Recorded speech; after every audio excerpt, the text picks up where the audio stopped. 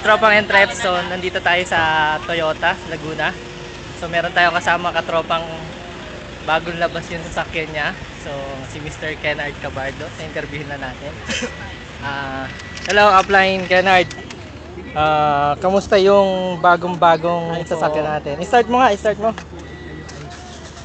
Wow, ramdam ang aircon, Upline.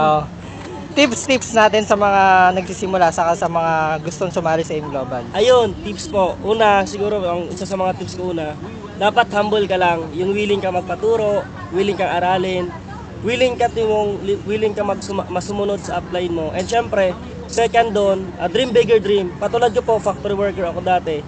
Patulad nyo po, nangarap po ako nung sumali ako. Sabi ko, one day, magkakasakyan ako. One day, makukuha ko yung pangarap ko. One day, idadrive ko yung kotse ko. Ito na po yun. And syempre, pangatlo, nandun ka po dapat positive ka always. Positive, everything happen in life, may purpose talaga yan. Kumbaga, kung ngayon, nandiyan ka ngayon, bago ka pa lang, medyo hindi pa ganun kalaki grupo mo, tuloy mo lang. Kasi bakit?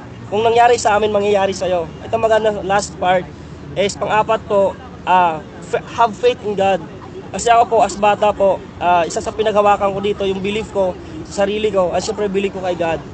Belief ko sa upline ko, sa mentor ko, na ginagawa ko itong business para sa akin, para sa sarili ko. Siyempre, lahat na nangyayari na to binigay sa atin ni God. Temporary siya, pero maganda nito na ini-enjoy ko siya ngayon. Salamat sa mga, sa HR Brotherhood, sa mga uplines, Upline BRC, Upline Rico, Upline Wilson, sa lahat po ng tropang Entreps, sa iba't ibang bansa OFW. Kung mag-join ka man lang ngayon, wag ng 1 account, wag 3 account. I suggest 7 accounts kasi mas malaki ang kita at mas mabilis. So ganun lang.